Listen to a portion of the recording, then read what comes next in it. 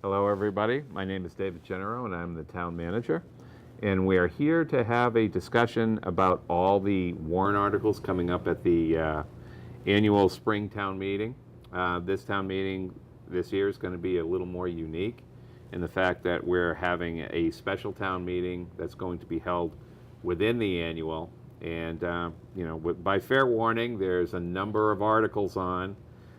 We have 2 articles on the special town meeting and 32 articles on the spring annual town meeting. So this one might go a little longer than usual. There's not a lot to these 2 of them. There's a lot of articles, but generally, especially looking at the annual town meeting warrant, there's only a couple that I think will merit discussion, but there's a lot of parliamentary procedure articles that must be done. The special is probably going to be far more interesting because the special has been convened for really one purpose, and that is to ask town meeting and eventually the electorate for consideration to construct a new center fire station. Acquire land for it, zone for it, and ultimately pay for it. That's what is in the 2 articles that we're going to discuss in just a minute on the special town meeting warrant. Now, before we get into that, just one thing to remember, passage of those 2 articles, especially Article 2, does not guarantee really anything. As we learned when we were doing the votes for the new high school and the high school fields, Article 2 is a contingent article. So it basically asks for the appropriation to construct a new center fire station contingent on a Proposition 2.5 debt exclusion. That debt exclusion question is on the ballot for the May 19th annual election. So passage of one at the special town meeting on May 12th does not guarantee anything. We also require a vote to be taken up or down for the exclusion on the May 19th annual town election. So we'll talk about that a little bit more, but for the moment, I'd like to have your fire chief, Bill Kessler, who's my guest for this portion of the segment, to talk about the 2 articles, Articles 1 and 2 of the special town meeting warrant. And just before we say anything, Bill, just a reminder, the town meeting warrant is now out and available. It can be picked up at the senior center, the library, or at the town clerk's office. It's also available online at the town's website as well, which is www.uxbridge-ma.gov. It's a new format. It's a bound book this year. It's actually got a little bit of color into it, some of the maps for some of the changes that are being requested at the annual town meeting that we'll be talking about in just a few minutes. So with that said, let's talk about the special town meeting. That'll take place first. The annual will open at 7 o'clock. At that particular point, motion will be made to recess the annual and go into the special town meeting and take up Articles 1 and 2. Articles 1 and 2 are located in the book at the back of the spring annual town meeting portion. So that starts on page 37 of the warrant book. So let's start with these right now. Article 1, Amendment to the Zoning Bylaws, Amendment of Appendix A, Table of Use Regulations.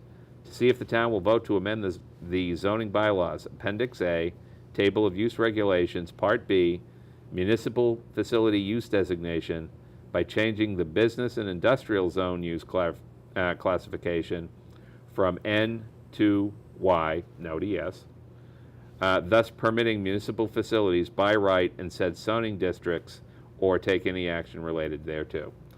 what this is basically is the fire station right now, the existing fire station, the town hall, the senior center, library, virtually all town buildings are what would be defined as pre-existing non-conforming uses. So they all sit in the business zone. They are allowed to sit in the business zone because they were built prior to the zoning regulations being established. However, if you're going to put up a new construction, right now with the table of uses as it is, it would not be allowed. So basically, we can't put up a fire station in a general business district, which we'll get into locations in just a second, but we are looking to basically site the new fire station almost adjacent to the existing fire station in the business zone. So obviously, in order to make this work, we need to clean up this zoning bylaw. So that's the first thing that we are seeking. So we're looking to get permission to build the new fire station in the designated spot that's been chosen by the Fire Station Building Committee. That is Article 1.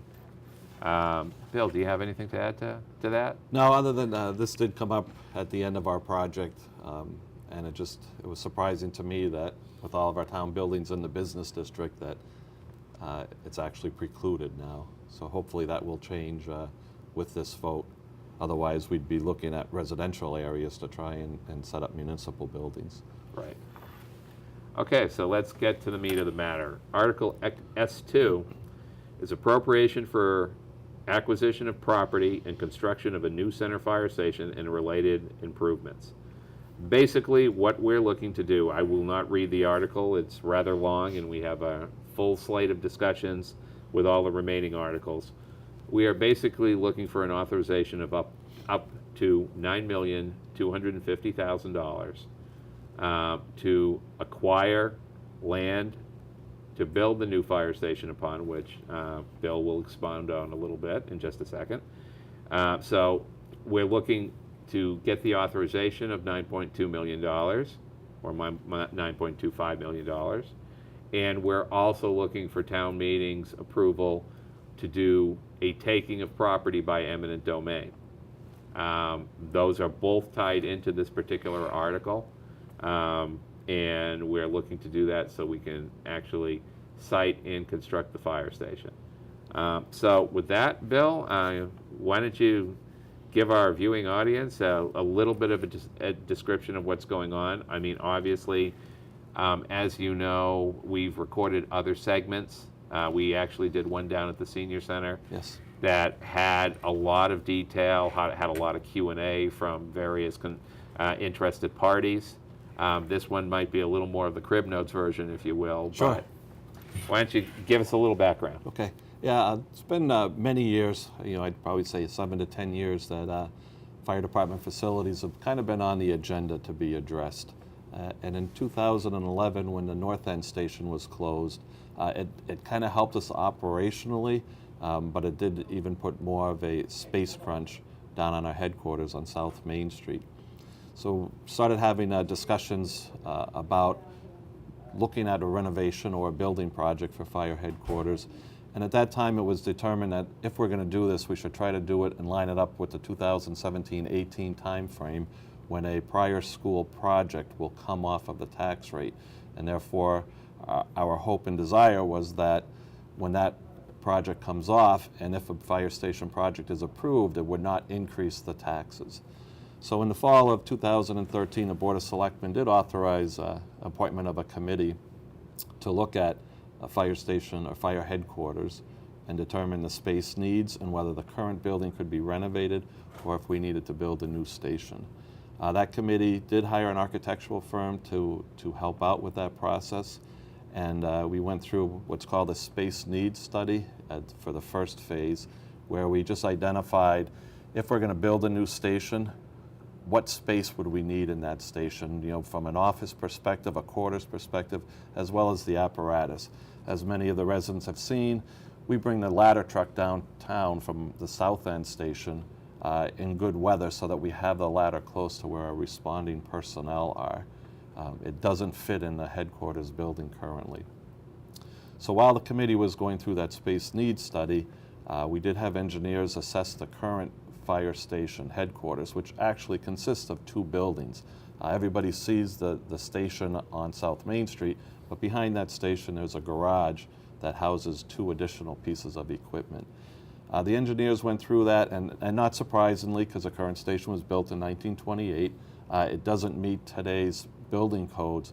But more importantly, the structural engineer determined that the building, because it doesn't meet the current building codes for what's called an essential facility, we would have to create a steel structure, or a skeleton, if you will, within the existing building in order to have it meet today's standards, which we'd have to bring it up to if we did a renovation. In order to do that, it would be extremely costly and would have resulted in less space. So the renovation of the current station was determined to not be feasible, and we needed to start looking at building a new station. So with that, the space needs study and the feedback that we can't renovate, late in 2014, we went to the Board of Selectmen with the results of that first phase, and we were at that point, a 14,700 square foot building. And we made that presentation to the board, and they authorized us to go on to phase 2, which turned that space needs analysis into an actual schematic design of what the building would look like. And that was important because we needed to see the size of the footprint of the building in order to start going through a site selection process. We kind of had in the back of our mind a downtown location because of the intersecting roads, Main Street and 122, which allows us to get to where the majority of our calls are in a relatively quick manner. So we got the size, the footprint of that building, and looked at a couple of sites. One was right next door to us, a combination of the municipal parking lot and the old post office, as well as some town-owned property up on Douglas Street. Looking at that town-owned property on Douglas Street, we did notice that there's a stream that goes through it, and a lot of the ground seemed low, so we had a wetland survey done, and that was deemed to be too much wetland in there. There wasn't enough upland in order to put a building up, so that site on Douglas Street was removed from consideration. We then went through a site survey, not we, but engineers through the architectural firm, to get a concise layout of that site and determine if the building could fit on that, and the determination was made that it would fit. The station would be 5 bays, 2 vehicles deep, but there'd be garage doors on each side, so the vehicles could sit back to back and each drive out, as opposed to today where sometimes we need to move the front engine in order to get a forestry piece out. With that schematic design and the space, and it's now at 14,365 square feet, we had a cost estimate done on that in the February timeframe, and it came back at a figure that, with the cost of the building and the acquisition of the post office, the old post office, and the site work there, amounted to $9.25 million.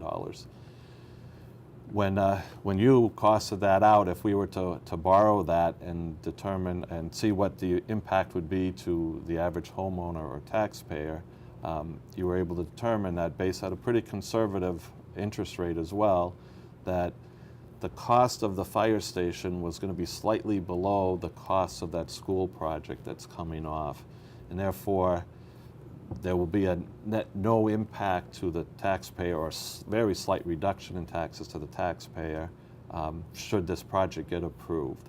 Now, if the project's not approved, the taxes would go down. But this allows us, in financial planning and capital planning, to utilize a level tax rate in order to start addressing some of the issues that the town needs to address.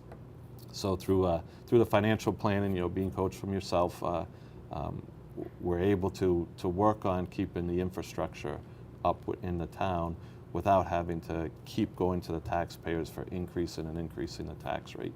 So we're happy that we were able to go through this process. The committee did consist of residents from the town as well, so there was a lot of discussion. We went through multiple drafts on the needs in the building and the ultimate size of it. And we were pleased that we were able to get to a building that I believe will service the town for many decades, 50, 60 years anyways. It'll allow us to grow into it as the town grows. But we were able to do it in a cost-effective manner, if you will, that it will not increase the tax rate from the current tax level. Absolutely. I mean, it's very infrequent that you have that opportunity where you have a debt exclusion that's the size of which that we had coming off. I mean, oftentimes debt exclusions are done for, fire trucks or DPW equipment, and there's a negligible amount that's excluded every year.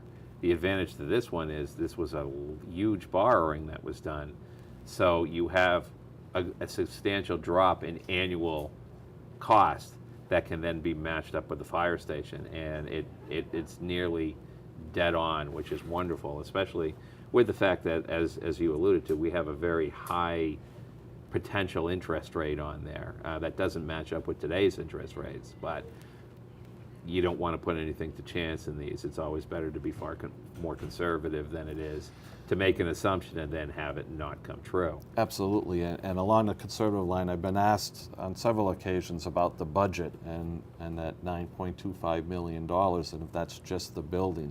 As part of this project, if it's approved, when we would purchase the old post office building and remove that building, and the fire station would go up on those two lots while we were still in the current station.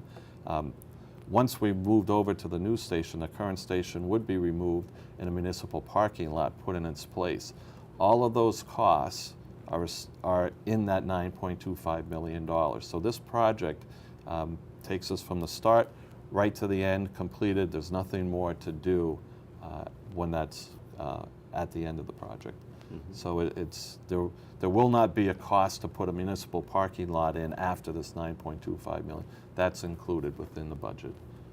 Excellent. So overall, basically, and we have artist renderings that are, I believe, you have them on the fire department Facebook They're on page, the right? fire department Facebook page. I believe it's on the town website as well. Yeah. They're on a flyer. The main rendition's on a flyer that we've been handing out, and I'd be more than happy to get it to anybody who would like to see that. Certainly. So, and we even have them in the book this year, in the Warrant book. So, overall, the bottom line is it is the will of the town. Right. It's the will of town meeting. It's the will of the electorate when the vote comes through. But we do believe that what's been put forward is something that will serve the needs of the town for decades to come. It will remove the last really inadequate building. In looking at it, I mean, there are concerns with other buildings, obviously, the middle school, town hall, and all the rest of that. But if you look at the degrees, looking at what the fire station is currently operating out of versus today's standards, it's probably the most crying need for some sort of replacement. So, we're pleased that we can actually put forward a program that will address that need if the will is there. So, and just real quick on the websites, the committee had also put together a video of some of the constraints that we're facing in today's fire headquarter environment. That is on the fire department webpage as well. There's a link to it to a YouTube video. Okay. It's about 9 minutes long if somebody wants to kind of see a little bit more detail behind. Sure. And once again, Bill, I would like to thank you and the fire station building committee. You guys have done a heck of a job putting this all together and doing all of this work. How long was this going on from beginning to end? We first went to the Board of Selectmen in October of 2013, and then of course we had to go through the procurement process to get an architect. So we've been doing this for about 18 months now. Right, and the work has been phenomenal. So I would like to thank you and the committee for all of your work. And at this point in time, it's really up to the voters. Yes. So we will put it forward, and certainly Bill will be available to answer any questions. So feel free to get in touch with him or get in touch with me at Town Hall, and we'll try to get the answer back to you as quickly as we can. And we ask you to come out and visit for the special town meeting, the spring annual meeting, and the election, and we encourage you to come out and vote the way you feel. But we would like to see as much participation as possible either way. Thank you very much. Thank you. And we'll move on from here to the spring annual town meeting warrant.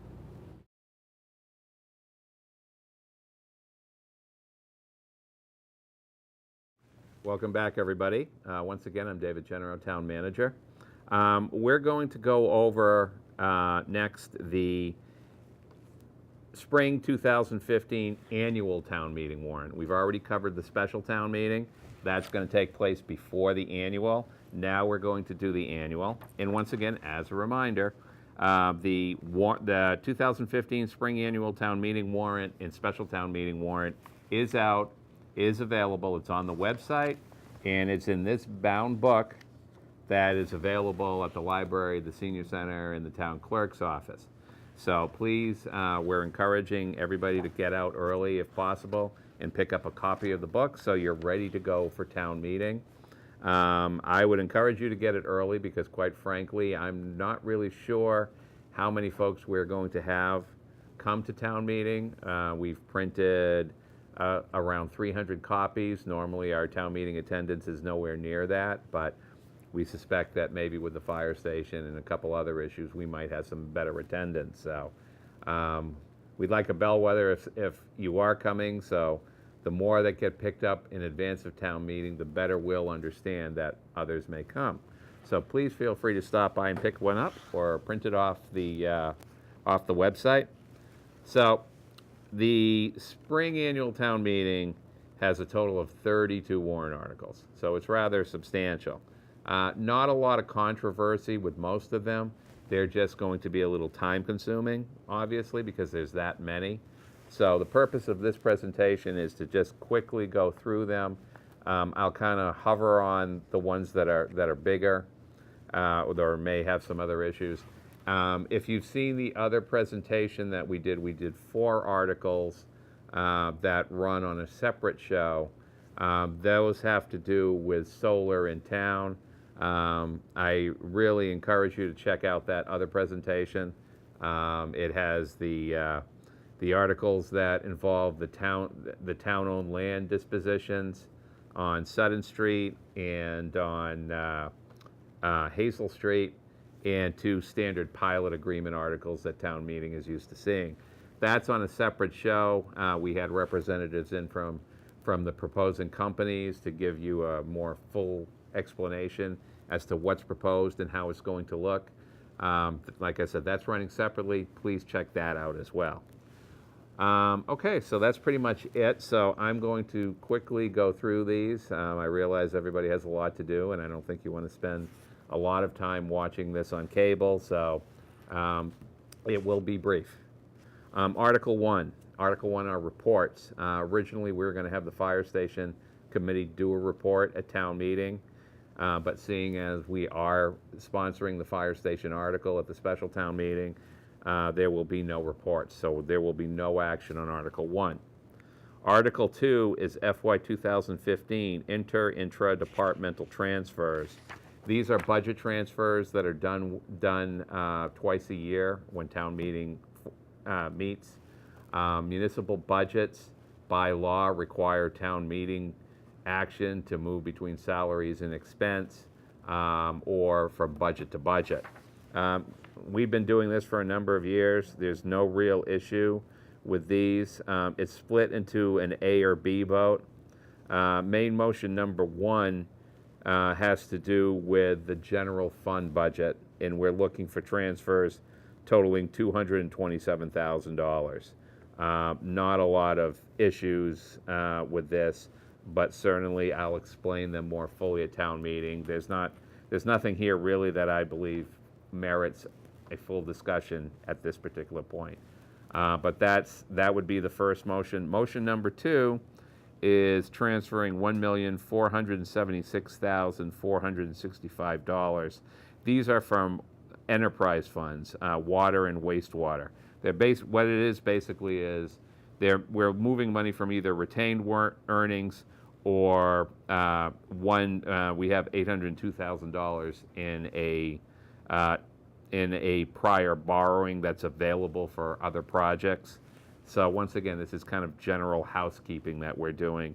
The transfers that they're going into is for design specifications, mainly for either the construction of the water projects on Main Street that are coming, or the wastewater treatment plant facility upgrade studies that we have to do.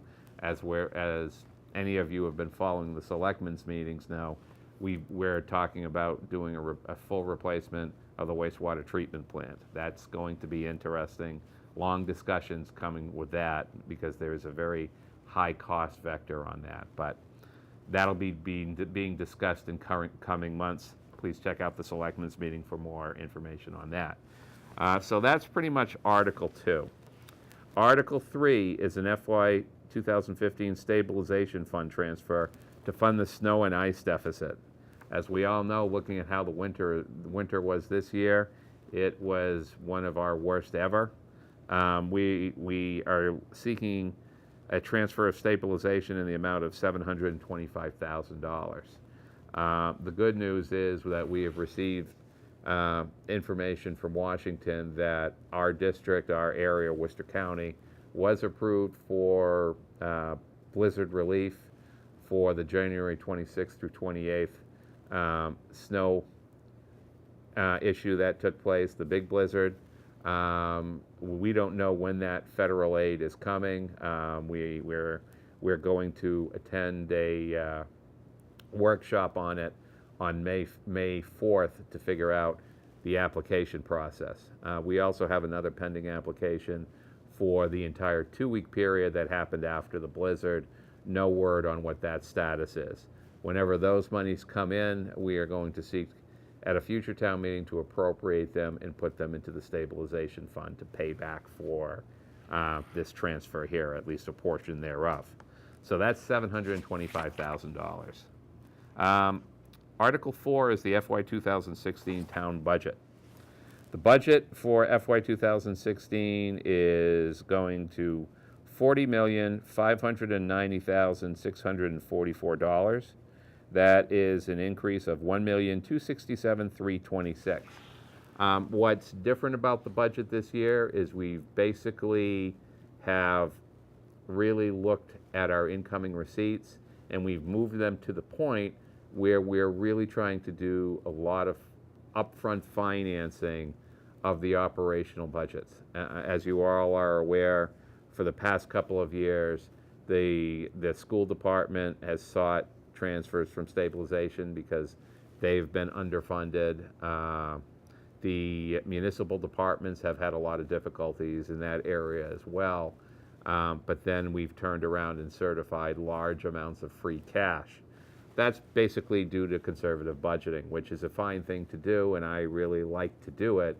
But we're to the point now where we can't cannibalize the operating budgets to turn in more free cash. Our stabilization balance before transfers at this town meeting is at $3.8 million, which is pretty good considering a few years ago we had less than $300,000 in it. But at this particular point, we believe it makes more sense to fund the operating budgets, let all the departments do their mission and do it as well as they can with the available funding. So we see benefits down the road with how those departments can improve.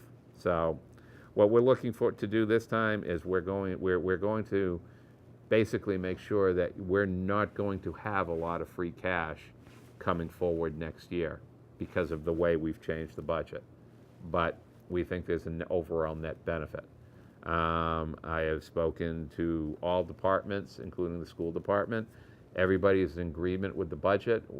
We don't anticipate that there's going to be any substitute motions or additional motions for transfer from stabilization. This budget should go through as prepared, as recommended by the manager. Okay, Article 5. Now we're going to start getting into some of the less interesting articles. CMRPC per capita rate appropriation. This is an article that we're required to vote every year. All it really does is it sets the per capita rate that we are going to pay for the CMRPC assessment for that's the Central Mass Regional Planning Commission. It's included in the budget, but they require that this article be voted every year. So it's basically language that we have to do. Article number 6 is the revolving fund accounts. This is an annual reauthorization account for a number of revolving funds, including library book repairs, recreational program costs, compost bin costs, Uxbridge Community Gardens cost, first aid CPR training, and building demolition. And finally, operation and restoration costs for Pout Pond. These are all accounts that have been established in previous years. All this does is reauthorize them again for another fiscal year. All right, Article 7, wastewater enterprise budget. The voted recommended budget, the recommended budget to be voted is $1,230,276, an increase of $27,071. Standard budget. Article 8, water enterprise, FY 2016 recommended budget of $892,551, an increase of $57,069. Article 9, the ambulance enterprise fund budget. Town manager recommendation, $557,613. That's an increase of $27,558.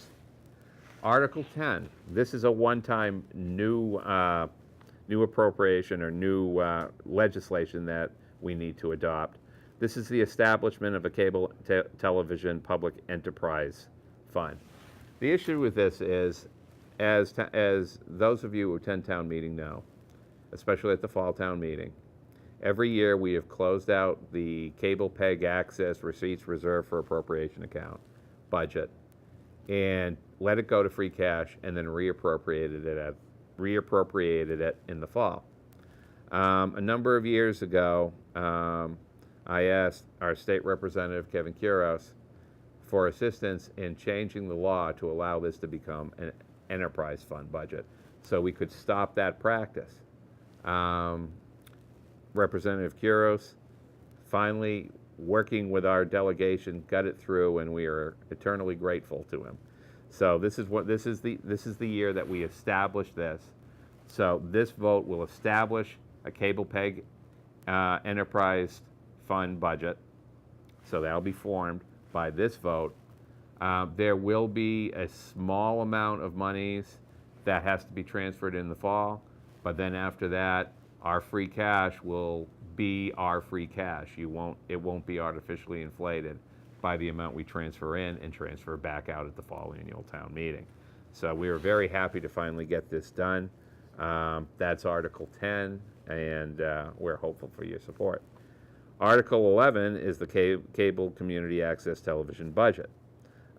It's recommended by the manager for $150,467.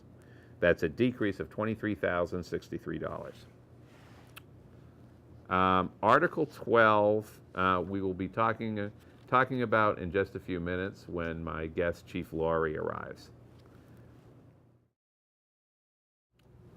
Okay, I'm here now with Chief Jeff Laurie. We're here to talk about Article 12, which is the second of two stabilization transfers that we are going to have at the annual town meeting.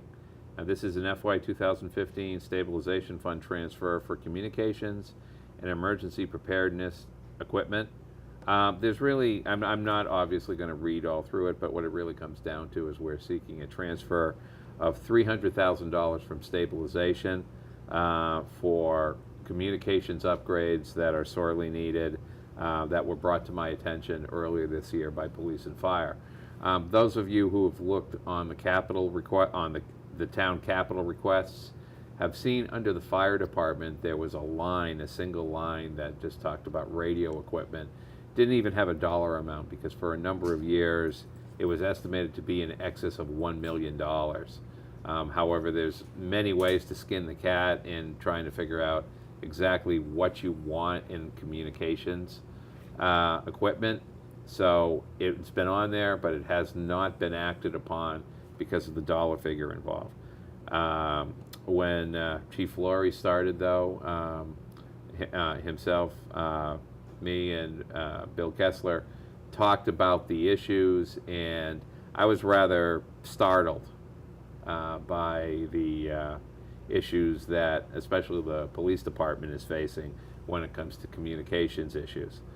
So without further ado, I'd like Chief Jeff Laurie of the Uxbridge PD to lay this out a little bit for us, and let's have a little discussion on it.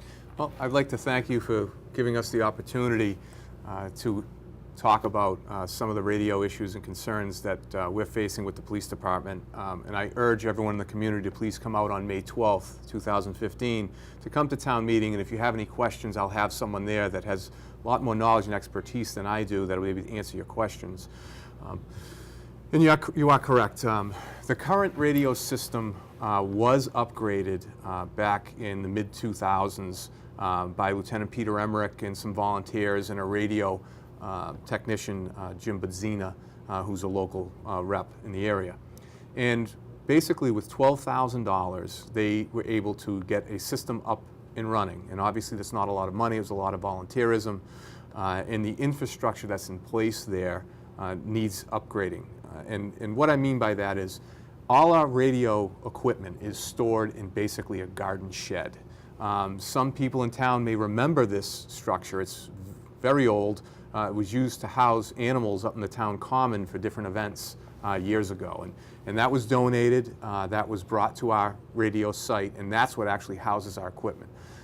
The problem with that is it's not climate controlled, and it's basically not immune to the weather. You're talking very cold temperatures to very hot temperatures in the summer.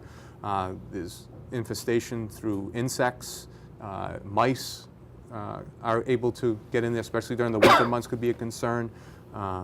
And the equipment, which has really exceeded its life expectancy at this point, because of the extreme weather conditions, that can also cut down on its life expectancy. So that equipment in and of itself needs to be upgraded. So we really need to have a structure that is conducive to housing our equipment, that's climate controlled, that has a proper generator when power goes down, that's able to maintain our radio communications throughout town to ensure public safety can communicate and we can provide the services we need.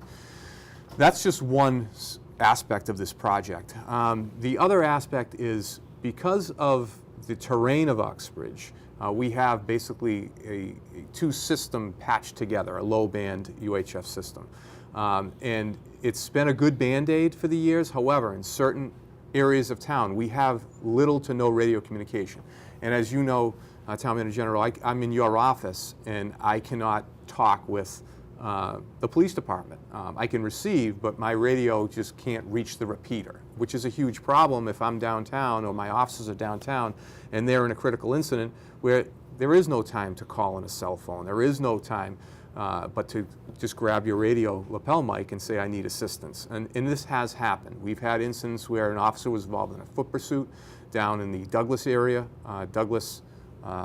Uxbridge area of town, where he was unable to communicate, running in the woods chasing, a felon, a suspect. And thankfully, Douglas PD heard his original transmission on his cruiser radio, responded to the area, and we were able to have radio communication. So this project would allow us to purchase basically receiver voter system, where we put this technology in two different areas of town, and what it would do is it would pick up the radio reception and then transmit it to our repeater system. So we would have communication throughout town, which I believe is mission critical for officer safety and for public safety to ensure we can communicate. And this isn't just police department too. The fire department would also benefit from this radio upgrade, having their radios also housed in the same structure that is climate controlled and has a proper generator source and the ability to allow us to communicate effectively throughout town. And the third piece to this, and I'd like to publicly again thank the Uxbridge Italian American Club, who basically provided us a gift of 12 portable radios. I would like each officer, and to include my part-time officers, to be able to have a radio. So to and from work, they have radio communication, and as they have that piece of equipment, they're going to care for it. It's theirs. It's part of their equipment, like it would be all the items on their duty belt. We have 12 of them now. I would like to be able to purchase an additional 10 or 12 radios, A, to have some spares in case a radio does malfunction or goes down, and B, so every officer that is working has a functioning portable radio. If you talk to experts, they'll tell you, a life expectancy for a portable radio could be 5 to 7 years. I mean, I'm utilizing a portable radio that's probably 13, 12 years old.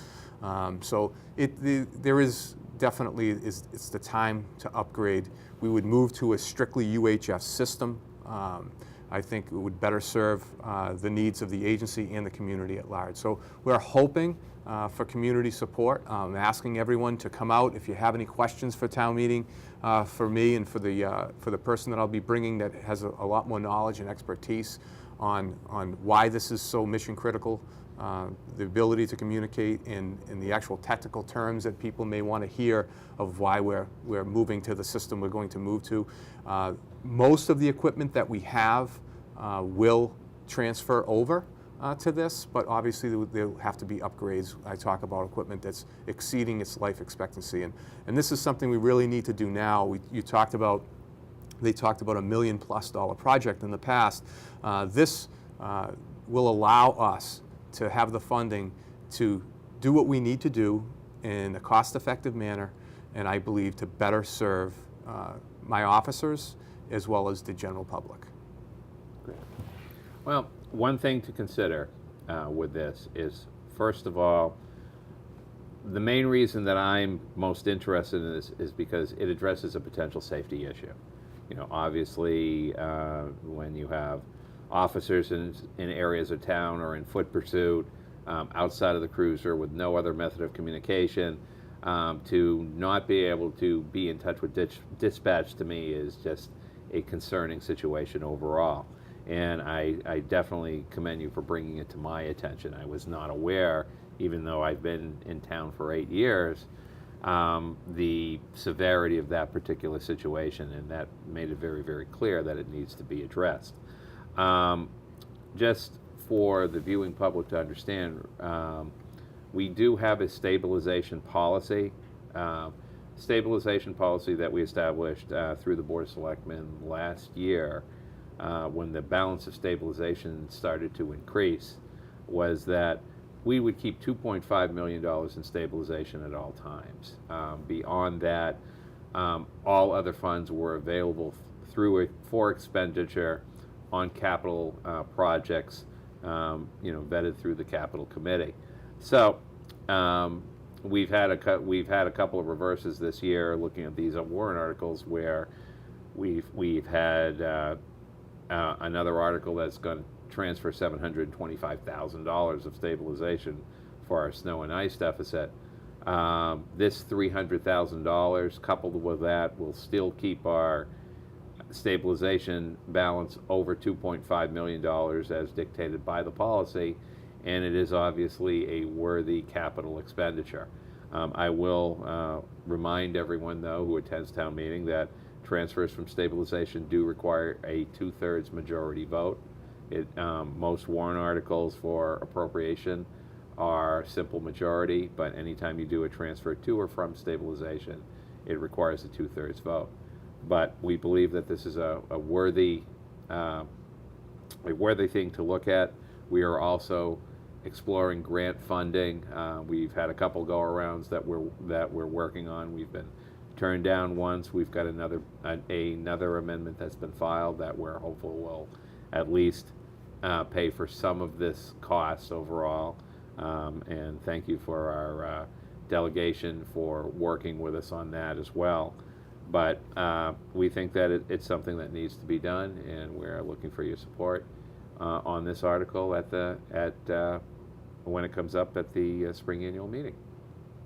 Thank you very much. Thank you. Article 13, acceptance of Massachusetts General Law, Chapter 59, Section 5, Clause 22D. This is basically allowing an exemption of 100% of taxes on domiciles of paraplegic veterans, their spouses, and surviving spouses, and it would be effective July 1st, 2015. We obviously think this is a good thing, especially for our wounded warriors coming home, and obviously for anybody else who has suffered such an injury. We feel that it makes sense that their property taxes be exempt for their service. So we obviously support this. Article 14 is an acceptance of increasing in earned abatements for senior work-off abatements. Basically, we have a senior work-off program that allows seniors to work for the town and take $500 off their taxes based on being paid a minimum wage. The acceptance of this will move that to $1,000. We support this just because sometimes we get very, very qualified individuals who are working for the town in some capacity, and by the time they earn their $500, they're really acclimated, we're really getting some things done, and then that's it, they've worked their maximum amount. So this will double that to $1,000. Article 15 is the same things for a veterans work-off program. We have a veterans work-off in place. It's once again funded at $500. That was the maximum prior to this local acceptance becoming available. This would bring it up to $1,000. We haven't had any participation in this program, so if there are any vets watching that have a particular skill, we encourage you to stop by at the town hall and we'll see what we can do for you. But this would allow you to work up to $1,000 off your taxes. Article 16 is the acceptance of Mass General Law, Chapter 71, Section 71E. This is a housekeeping article. This is for the establishment of special funds for adult and community continuing education programs. We already have special funds for that. However, we could not find any record of acceptance of this statute, which is required in order for those funds to exist. So we're basically correcting an error by having this get put before town meeting. Article 17, acceptance of Mass General Law, Chapter 71, Section 71F, tuition payments for non-resident students and state reimbursements for students in foster care. This is for the new program, for the International Student Program, as well as any non-resident students that come in, and state reimbursements for foster care students that come to the system. We have a new international program that's been running. The monies that are received for tuition for that right now would have to go to the general fund. We want them to go to this particular specialized fund because obviously the proceeds of this should go for education. Right now it wouldn't be, it'd just be a general fund receipt without this acceptance. Article 18, this is one of our first of our so-called controversial articles, disposition of town-owned property. There's a list within the warrant of those particular properties. We're actually going to pass over this article. There was some concern raised about a few of the parcels there, and we also have to do some additional research on them. So Article 18 will not be acted on by town meeting. Article 19, we've already discussed on the separate program. That's the disposition of town-owned property and authorization of a payment in lieu of tax agreement for 558 Hazel Street. Not to belabor it, but this is basically seeking town meeting's authorization to allow a solar farm to go on the sludge landfill that's been closed for a number of years. The town would receive a payment for the lease and a payment in lieu of tax agreement as well. I can't figure out at this particular point or speculate what the payment in lieu of tax agreement would be, but we believe that the lease payment, which is under negotiation, would be probably just under $100,000 per year. Our goal for the proceeds in both Article 19 and Article 20 is for those monies to go into the general fund budget to be appropriated for the 20-year period by DPW for road improvements and equipment repair. Article 20, as disposition of town-owned property and authorization of a payment in lieu of tax agreement for 285 Sutton Street. Once again, I encourage you to watch the separate program on the solar, that have these two articles included in them, and you will see what the impact will be of where the solar array would be sited on Sutton Street and whether or not it would have any detrimental effect on the views or on the neighbors. All of those questions are answered in that separate video. But this is looking to put a solar farm on 15 acres of land on the far northern corner towards the road of Sutton Street, away from the forested area in the back where the hunters go, and as far away from the Sutton Street fields as possible.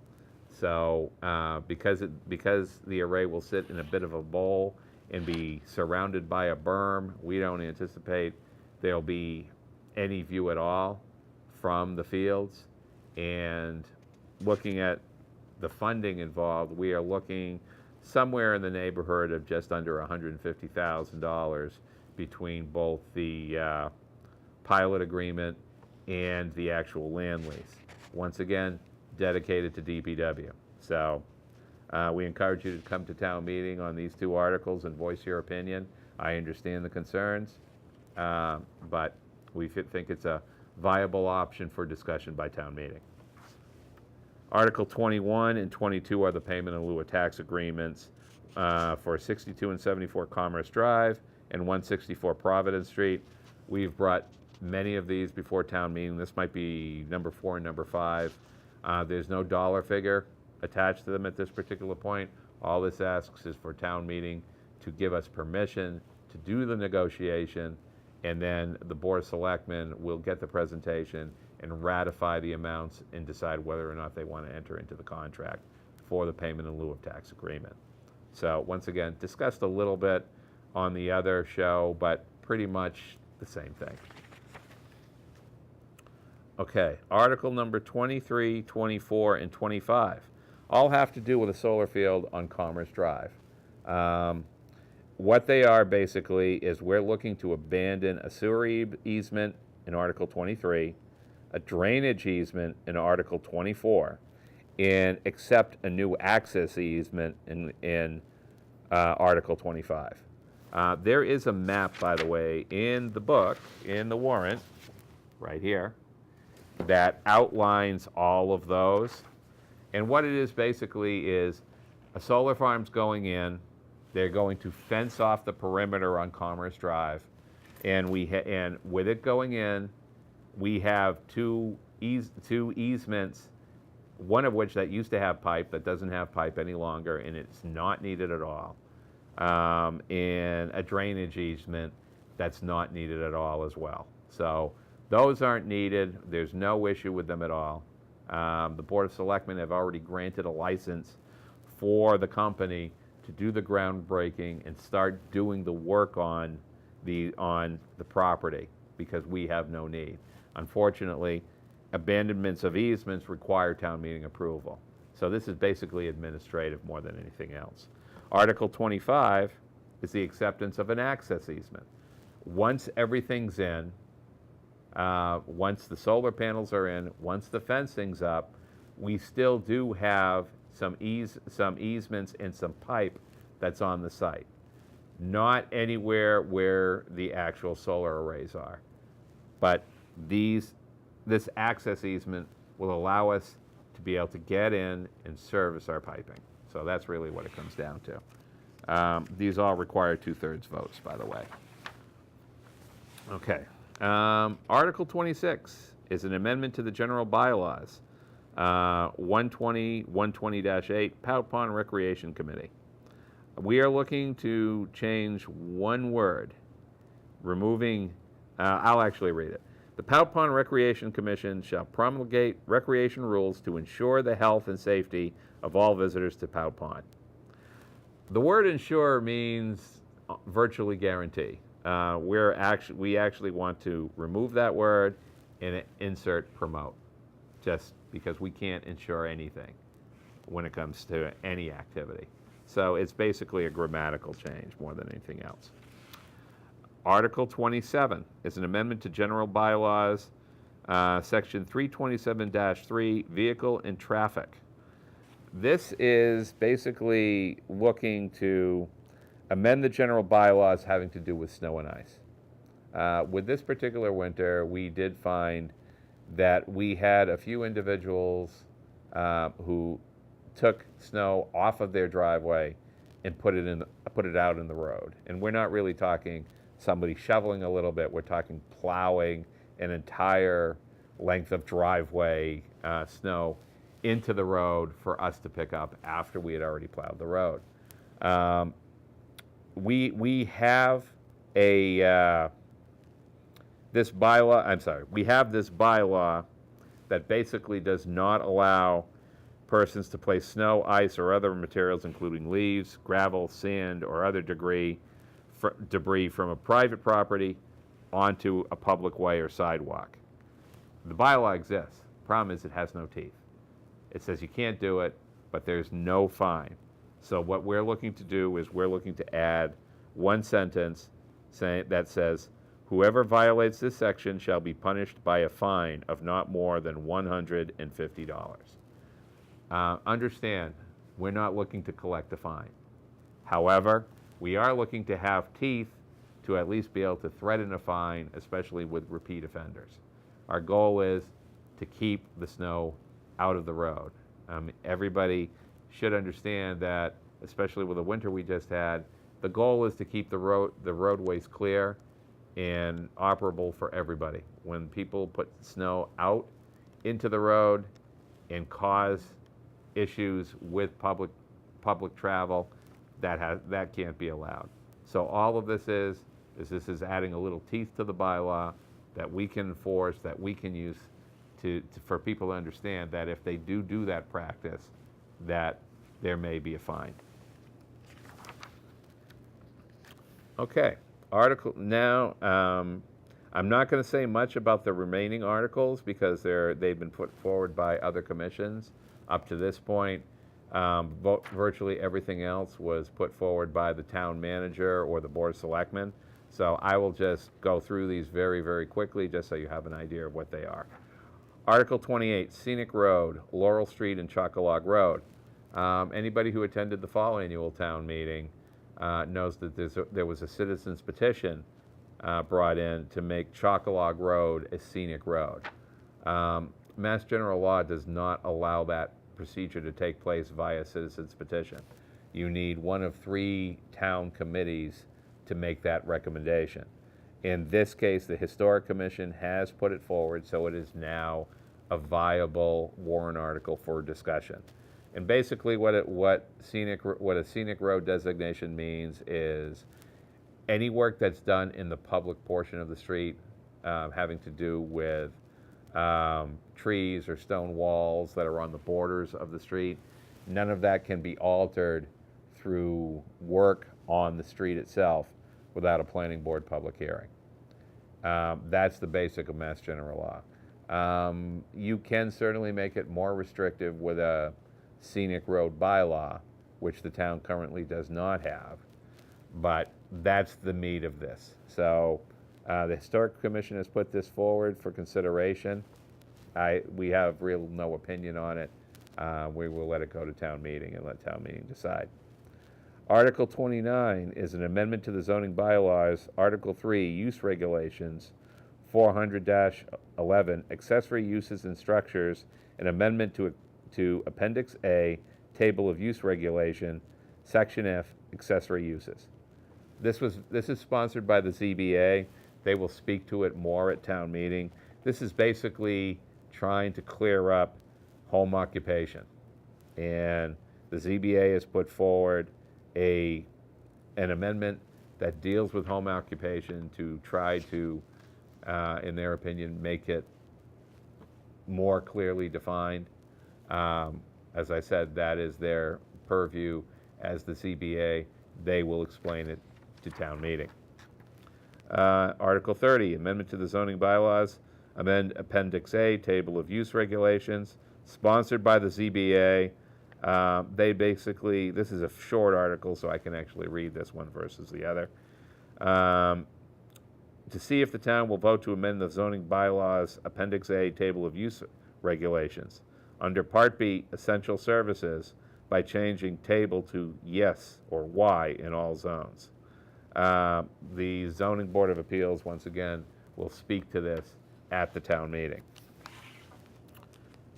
Almost done. Article 31, amendment to the general bylaws, Chapter 181, excavations. This has been put forward by the planning board.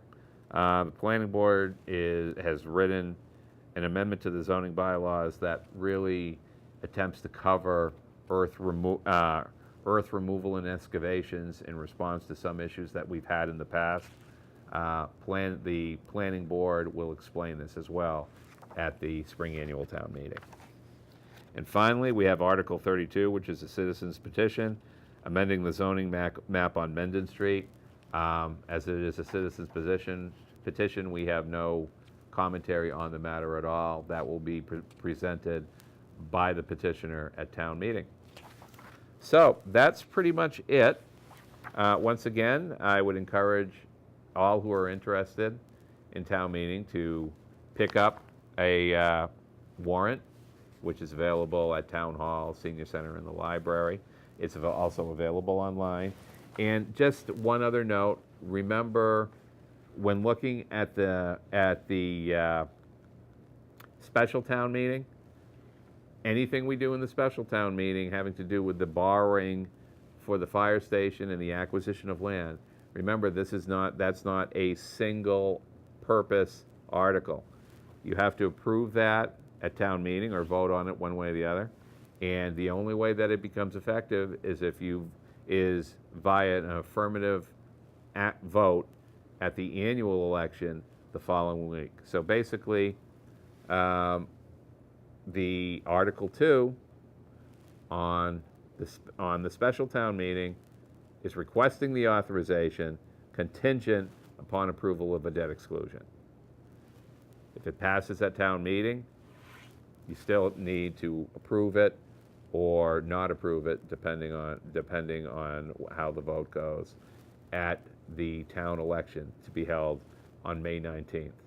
So understand, voting yes or no at town meeting is not the entirety of this article. You then have to vote on it yes or no as well at the annual election. So that's pretty much it. I hope this didn't run too long. And once again, I always encourage residents, if they have any questions at all, feel free to contact me directly at Town Hall. My email address is dgenereux, which is DGENEREUX @uxbridge-ma.gov. I do have a Facebook page that I unfortunately don't use as often as I should, but that's Town Manager at Uxbridge as well. Or finally, you can just call the main line, which is 508-278-8600. Extension 2001 gets you to my assistant, Tracy Ante, and she will plug you right into me or take a message, and I'll get right back with you. So if you have any questions, problems, issues, please feel free to be in touch. Aside from that, we encourage your participation in the annual election and at town meeting. Thank you very much.